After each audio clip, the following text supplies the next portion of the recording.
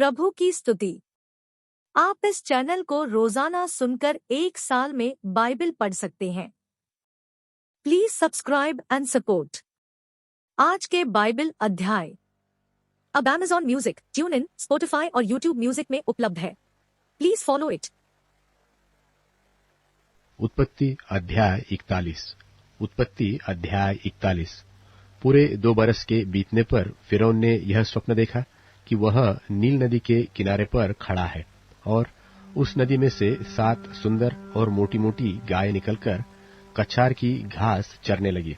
और क्या देखा कि उनके पीछे और 7 गायें जो कुरूप और दुर्बल है नदी से निकली और दूसरी गायों के निकट नदी के तट पर जा खड़ी हुई।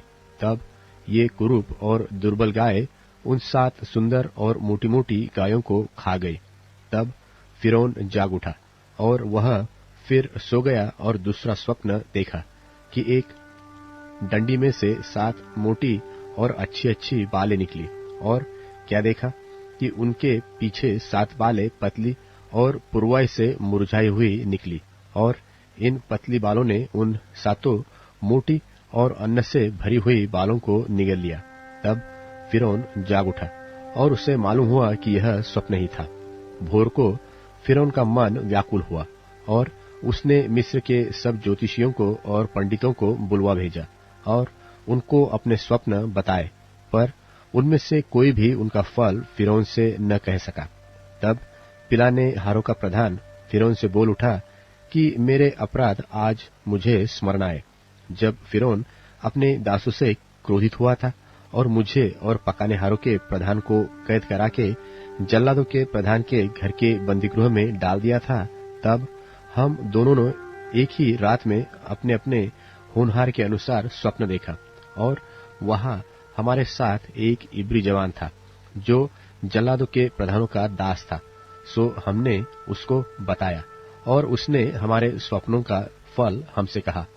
हम में से एक एक के स्वप्न का फल उसने बता दिया और जैसा जैसा फल उसने हमसे कहा वैसा ही हुआ भी, अर्थात मुझको तो मेरा पद फिर मिल गया, पर वह फांसी पर लटकाया गया। तब फिरौन ने यूसुफ को बुलवा भेजा और वह झटपट बंदीगृह से बाहर निकाला गया और बाल बनवाकर और वस्त्र बदलकर फिरौन के सामने आया। फिरौन ने यूसुफ से कहा, मैंने एक स्वप्न देखा है और उसके फल का बताने वाला कोई भी नहीं, और मैंने तेरे विषय में सुना है कि तू स्वप्न सुनते ही उसका फल बता सकता है। यूसुफ ने फिरौन से कहा, मैं तो कुछ नहीं जानता, परमेश्वर ही फिरौन के लिए शुभ वचन देगा। फिर फिरौन यूसुफ से कहने लगा, मैंने अपने स्वप्न में देखा कि मैं नील नदी के किनारे पर खड़ा हूँ। फिर क्या देखा कि नदी में से 7 मोटी और सुंदर सुंदर गायें निकलकर कछार की घास चरने लगी। फिर क्या देखा कि उनके पीछे 7 और गायें निकली जो दुबली और बहुत कुरूप और दुर्बल है। मैंने तो सारे मिस्र देश में ऐसी कुडौल गायें कभी नहीं देखी। और इन दुर्बल और कुडौल गायों ने उन पहली 7 मोटी मोटी गायों को खा लिया, और जब वे उनको खा गई तब यह मालूम नहीं होता था कि वे उनको खा गई है, क्योंकि वे पहले की नाई जैसी की तैसी कुडौल रही। तब मैं जाग उठा। फिर मैंने दूसरा स्वप्न देखा कि एक ही डंडी में से 7 अच्छी अच्छी और अन्न से भरी हुई बालें निकली। फिर क्या देखता हूँ कि उनके पीछे और 7 बालें छूची छूची और पतली और पुरवाई से मुरझाई हुई निकली, और इन पतली बालों ने उन 7 अच्छी अच्छी बालों को निगल लिया। इसे मैंने ज्योतिषियों को बताया, पर इसका समझने वाला कोई नहीं मिला। तब यूसुफ ने फिरौन से कहा, फिरौन का स्वप्न एक ही है। परमेश्वर जो काम किया चाहता है उसको उसने फिरौन को जताया है। वे 7 अच्छी अच्छी गायें 7 वर्ष है और वे 7 अच्छी अच्छी बालें भी 7 वर्ष है। स्वप्न एक ही है। फिर उनके पीछे जो दुर्बल और कुडोल गाय निकली और जो 7 छूछी और पुरवाई से मुरझाई हुई बालें निकली, वे अकाल के 7 वर्ष होंगे। यह वही बात है जो मैं फिरौन से कह चुका हूँ कि परमेश्वर जो काम किया चाहता है उसे उसने फिरौन को दिखाया है। सुन, सारे मिस्र देश में 7 वर्ष तो बहुतायत की उपज के होंगे। उनके पश्चात 7 वर्ष अकाल के आएंगे और सारे मिस्र देश में लोग इस सारी उपज को भूल जाएंगे और अकाल से देश का नाश होगा और सुकाल बहुतायत की उपज देश में फिर स्मरण न रहेगा, क्योंकि अकाल अत्यंत भयंकर होगा। और फिरौन ने जो यह स्वप्न 2 बार देखा है, इसका भेद यही है कि यह बात परमेश्वर की ओर से नियुक्त हो चुकी है और परमेश्वर इसे शीघ्र ही पूरा करेगा। इसलिए अब फिरौन किसी समझदार और बुद्धिमान पुरुष को ढूंढ करके उसे मिस्र देश पर प्रधानमंत्री ठहराए। फिरौन यह करे कि देश पर अधिकारियों को नियुक्त करे और जब तक सुकाल के 7 वर्ष रहे तब तक वह मिस्र देश की उपज का पंचमांश लिया करे और वे इन अच्छे वर्षों में सब प्रकार की भोजन वस्तु इकट्ठा करे और नगर नगर में भंडार घर भोजन के लिए फिरौन के वश में करके उसकी रक्षा करे। और वह भोजन वस्तु अकाल के उन 7 वर्षों के लिए जो मिस्र देश में आएंगे देश के भोजन के निमित्त रखी जाएगी, जिससे देश उस अकाल से सत्यानाश न हो जाए। यह बात फिरौन और उसके सारे कर्मचारियों को अच्छी लगी। सो फिरौन ने अपने कर्मचारियों से कहा कि क्या हमको ऐसा पुरुष जैसा यह है जिसमें परमेश्वर का आत्मा रहता है मिल सकता है? फिर फिरौन ने यूसुफ से कहा, परमेश्वर ने जो तुझे इतना ज्ञान दिया है कि तेरे तुल्य कोई समझदार और बुद्धिमान नहीं, इस कारण तू मेरे घर का अधिकारी होगा और तेरी आज्ञा के अनुसार मेरी सारी प्रजा चलेगी। केवल राजगद्दी के विषय मैं तुझसे बड़ा ठहरूंगा। फिर फिरौन ने यूसुफ से कहा, सुन, मैं तुझको मिस्र के सारे देश के ऊपर अधिकारी ठहरा देता हूँ। तब फिरौन ने अपने हाथ से अंगूठी निकाल के यूसुफ के हाथ में पहना दी और उसको बढ़िया मलमल के वस्त्र पहनवा दिए और उसके गले में सोने की जंजीर डाल दी और उसको अपने दूसरे रथ पर चढ़वाया और लोग उसके आगे आगे यह प्रचार करते चले कि घुटने टेक कर दंडवत करो। और उसने उसको मिस्र के सारे देश के ऊपर प्रधानमंत्री ठहराया। फिर फिरौन ने यूसुफ से कहा, फिरौन तो मैं हूँ और सारे मिस्र देश में कोई भी तेरी आज्ञा के बिना हाथ पांव न हिलाएगा। और फिरौन ने यूसुफ का नाम सापन तपानेह रखा और ओन नगर के याजक पोतीपेरा की बेटी आसनत से उसका ब्याह कराया और यूसुफ मिस्र के सारे देश में दौरा करने लगा। जब यूसुफ मिस्र के राजा फिरौन के सन्मुख खड़ा हुआ तब वह 30 वर्ष का था। सो वह फिरौन के सन्मुख से निकलकर मिस्र के सारे देश में दौरा करने लगा। सुकाल के 7 वर्षों में भूमि बहुतायत से अन्न उपजाती रही और यूसुफ उन 7 वर्षों में सब प्रकार की भोजन वस्तुएं जो मिस्र देश में होती थी जमा करके नगरों में रखता गया और हर एक नगर के चारों ओर के खेतों की भोजन वस्तुओं को वह उसी नगर में इकट्ठा करता गया। सो यूसुफ ने अन्न को समुद्र की बालू के समान अत्यंत बहुतायत से राशि राशि करके रखा, यहाँ तक कि उसने उनका गिनना छोड़ दिया, क्योंकि वे असंख्य हो गई। अकाल के प्रथम वर्ष के आने से पहले यूसुफ के 2 पुत्र ओन के याजक पोतीपेरा की बेटी आसनत से जन्मे और यूसुफ ने अपने जेठे का नाम यह कहके मनश्शे रखा कि परमेश्वर ने मुझसे मेरा सारा क्लेश और मेरे पिता का सारा घराना भुला दिया है। और दूसरे का नाम उसने यह कहकर एफ्रेम रखा कि मुझे दुख भोगने के देश में परमेश्वर ने फुलाया फलाया है। और मिस्र देश के सुकाल के वे 7 वर्ष समाप्त हो गए और यूसुफ के कहने के अनुसार 7 वर्षों के लिए अकाल आरंभ हो गया और सब देशों में अकाल पड़ने लगा, परंतु सारे मिस्र देश में अन्न था। जब मिस्र का सारा देश भूखों मरने लगा तब प्रजा फिरौन से चिल्ला चिल्ला कर रोटी मांगने लगी और वह सब मिस्रियों से कहा करता था, यूसुफ के पास जाओ और जो कुछ वह तुमसे कहे वही करो। सो जब अकाल सारी पृथ्वी पर फैल गया और मिस्र देश में काल का भयंकर रूप हो गया, तब यूसुफ सब भंडारों को खोल खोल के मिस्रियों के हाथ अन्न बेचने लगा। सो सारी पृथ्वी के लोग मिस्र में अन्न मोल लेने के लिए यूसुफ के पास आने लगे, क्योंकि सारी पृथ्वी पर भयंकर अकाल था। उत्पत्ति अध्याय 42। उत्पत्ति अध्याय 42। जब याकूब ने सुना कि मिस्र में अन्न है, तब उसने अपने पुत्रों से कहा, तुम एक दूसरे का मुंह क्यों देख रहे हो? फिर उसने कहा, मैंने सुना है कि मिस्र में अन्न है, इसलिए तुम लोग वहां जाकर हमारे लिए अन्न मोल ले आओ, जिससे हम न मरे। वरन जीवित रहे। सो यूसुफ के 10 भाई अन्न मोल लेने के लिए मिस्र को गए, पर यूसुफ के भाई बिन्यामीन को याकूब ने यह सोचकर भाइयों के साथ न भेजा कि कहीं ऐसा न हो कि उस पर कोई विपत्ति आ पड़े। सो जो लोग अन्न मोल लेने आए उनके साथ इस्राएल के पुत्र भी आए, क्योंकि कनान देश में भी भारी अकाल था।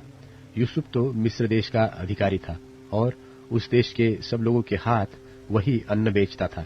इसलिए जब यूसुफ के भाई आए तब भूमि पर मुंह के बल गिर के उसको दंडवत किया। उनको देखकर यूसुफ ने पहचान तो लिया, परंतु उनके सामने भोला बन के कठोरता के साथ उनसे पूछा, तुम कहां से आते हो? उन्होंने कहा, हम तो कनान देश से अन्न मोल लेने के लिए आए हैं। यूसुफ ने तो अपने भाइयों को पहचान लिया, परंतु उन्होंने उसको न पहचाना। तब यूसुफ अपने उन सपनों को स्मरण करके जो उसने उनके विषय में देखे थे, उनसे कहने लगा, तुम भेदिए हो, इस देश की दुर्दशा को देखने के लिए आए हो। उन्होंने उससे कहा, नहीं नहीं, हे प्रभु, तेरे दास भोजन वस्तु मोल लेने के लिए आए हैं। हम सब एक ही पिता के पुत्र हैं, हम सीधे मनुष्य हैं, तेरे दास भेदिए नहीं। उसने उनसे कहा, नहीं नहीं, तुम इस देश की दुर्दशा देखने ही को आए हो। उन्होंने कहा, हम तेरे दास 12 भाई हैं और कनान देशवासी एक ही पुरुष के पुत्र है, और छोटा इस समय हमारे पिता के पास है और एक जाता रहा। तब यूसुफ ने उनसे कहा, मैंने तो तुमसे कह दिया कि तुम भेदिए हो, सो इस रीति से तुम परखे जाओगे। फिरौन के जीवन की शपथ, जब तक तुम्हारा छोटा भाई यहाँ न आए तब तक तुम यहाँ से न निकलने पाओगे। सो अपने में से एक को भेज दो कि वह तुम्हारे भाई को ले आए और तुम लोग बंधुआई में रहोगे। इस प्रकार तुम्हारी बातें परखी जाएगी कि तुम में सच्चाई है कि नहीं। यदि सच्चे न ठहरे तब तो फिरौन के जीवन की शपथ तुम निश्चय ही भेदिए समझे जाओगे। तब उसने उनको 3 दिन तक बंदी गृह में रखा। तीसरे दिन यूसुफ ने उनसे कहा, एक काम करो, तब जीवित रहोगे, क्योंकि मैं परमेश्वर का भय मानता हूँ। यदि तुम सीधे पुरुष हो तो तुम सब भाइयों में से एक जन इस बंदी गृह में बंधुआ रहे, और तुम अपने घरवालों की भूख बुझाने के लिए अन्न ले जाओ और अपने छोटे भाई को मेरे पास ले आओ। इस प्रकार तुम्हारी बातें सच्ची ठहरेगी और तुम मार डाले न जाओगे। तब उन्होंने वैसा ही किया। उन्होंने आपस में कहा कि निसंदेह हम अपने भाई के विषय में दोषी है, क्योंकि जब उसने हमसे गिड़गिड़ा के विनती की तो भी हमने यह देखकर कि उसका जीवन कैसे संकट में पड़ा है उसकी न सुनी। इस कारण हम भी अब इस संकट में पड़े हैं।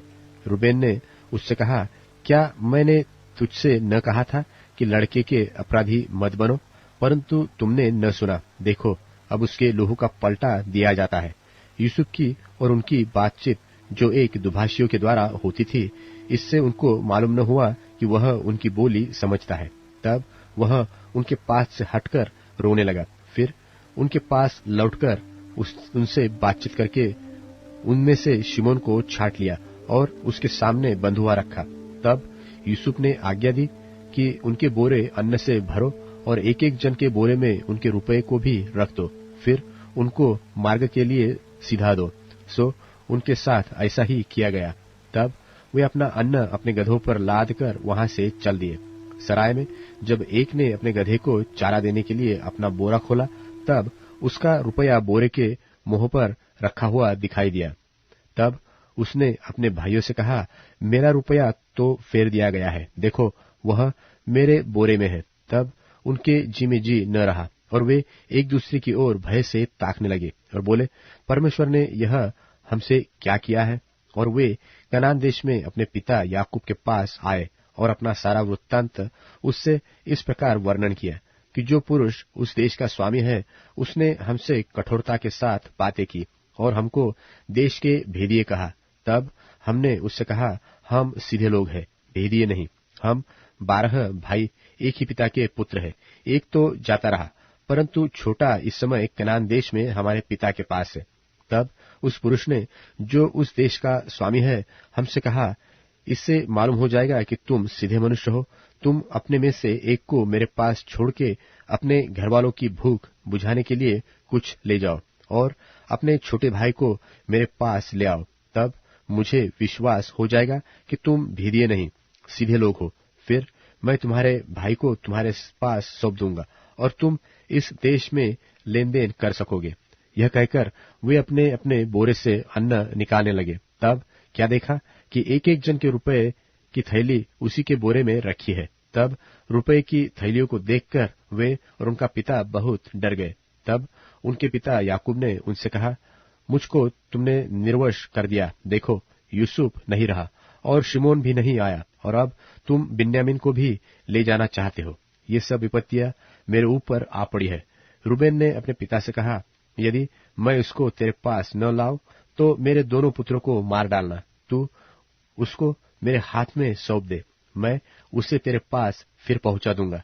उसने कहा, मेरा पुत्र तुम्हारे संग न जाएगा, क्योंकि उसका भाई मर गया है और वह अब अकेला रह गया। इसलिए जिस मार्ग से तुम जाओगे उसमें यदि उस पर कोई विपत्ति आ पड़े, तब तो तुम्हारे कारण मैं इस बुढ़ापे की अवस्था में शोक के साथ अधोलोक में उतर जाऊंगा। मरकुस रचित सुसमाचार 13वां अध्याय।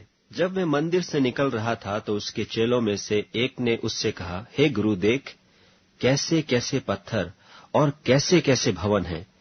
यीशु ने उससे कहा, क्या तुम ये बड़े बड़े भवन देखते हो? यहाँ पत्थर पर पत्थर भी बचा न रहेगा जो ढाया न जाएगा। जब वह जैतून के पहाड़ पर मंदिर के सामने बैठा था तो पतरस और याकूब और यूहन्ना और अंद्रियास ने अलग जाकर उससे पूछा कि हमें बता कि ये बातें कब होंगी, और जब ये सारे बातें पूरी होने पर होंगी उस समय का क्या चिन्ह होगा? यीशु उनसे कहने लगा, चौकस रहो कि कोई तुम्हें न भरमाए। बहुतेरे मेरे नाम से आकर कहेंगे कि मैं वही हूं और बहुतों को भरमाएंगे। और जब तुम लड़ाइयां और लड़ाइयों की चर्चा सुनो तो न घबराना, क्योंकि इनका होना अवश्य है, परंतु उस समय अंत न होगा। क्योंकि जाति पर जाति और राज्य पर राज्य चढ़ाई करेगा, और हर कहीं भूइंडोल होंगे और अकाल पड़ेंगे। यह तो पीड़ाओं का आरंभ ही होगा। परंतु तुम अपने विषय में चौकस रहो, क्योंकि लोग तुम्हें महासभाओं में सौंपेंगे और तुम पंचायतों में पीटे जाओगे, और मेरे कारण हाकिमों और राजाओं के आगे खड़े किए जाओगे, ताकि उनके लिए गवाही हो। पर अवश्य है कि पहले सुसमाचार सब जातियों में प्रचार किया जाए। जब वे तुम्हें ले जाकर सौंपेंगे तो पहले से चिंता न करना कि हम क्या कहेंगे, पर जो कुछ तुम्हें उसी घड़ी बताया जाए वही कहना, क्योंकि बोलने वाले तुम नहीं हो, परंतु पवित्र आत्मा है। और भाई को भाई और पिता को पुत्र घात के लिए सौंपेंगे, और लड़के बाले माता पिता के विरोध में उठकर उन्हें मरवा डालेंगे। और मेरे नाम के कारण सब लोग तुमसे बैर करेंगे, पर जो अंत तक धीरज धरे रहेगा उसी का उद्धार होगा। सो जब तुम उस उजाड़ने वाली घृणित वस्तु को जहां उचित नहीं वहां खड़ी देखो, पढ़ने वाला समझ ले, तब जो यहूदिया में हो वे पहाड़ों पर भाग जाएं। जो कोठे पर हो वह अपने घर से कुछ लेने को नीचे न उतरे और न भीतर जाए, और जो खेत में हो वह अपना कपड़ा लेने के लिए पीछे न लौटे। उन दिनों में जो गर्भवती और दूध पिलाती होंगी उनके लिए हाय हाय। और प्रार्थना किया करो कि यह जाड़े में न हो, क्योंकि वे दिन ऐसे क्लेश के होंगे कि सृष्टि के आरंभ से जो परमेश्वर ने सृजी है अब तक न तो हुए और न फिर कभी होंगे। और यदि प्रभु इन दिनों को न घटाता तो कोई प्राणी भी न बचता, परंतु उन चुने हुओं के कारण जिनको उसने चुना है उन दिनों को घटाया। उस समय यदि कोई तुमसे कहे, देखो मसीह यहाँ है, या देखो वहां है, तो प्रतीति न करना, क्योंकि झूठे मसीह और झूठे भविष्यद्वक्ता उठ खड़े होंगे और चिन्ह और अद्भुत काम दिखाएंगे, कि यदि हो सके तो चुने हुओं को भी भरमा दें। पर तुम चौकस रहो, देखो मैंने तुम्हें सब बातें पहले ही से कह दी हैं। उन दिनों में उस क्लेश के बाद सूरज अंधेरा हो जाएगा और चांद प्रकाश न देगा, और आकाश से तारागण गिरने लगेंगे और आकाश की शक्तियां हिलाई जाएंगी। तब लोग मनुष्य के पुत्र को बड़ी सामर्थ और महिमा के साथ बादलों में आते देखेंगे। उस समय वह अपने दूतों को भेजकर पृथ्वी के इस छोर से आकाश की उस छोर तक चारों दिशा से अपने चुने हुए लोगों को इकट्ठे करेगा। अंजीर के पेड़ से यह दृष्टांत सीखो। जब उसकी डाली कोमल हो जाती और पत्ते निकलने लगते हैं, तो तुम जान लेते हो कि ग्रीष्म काल निकट है।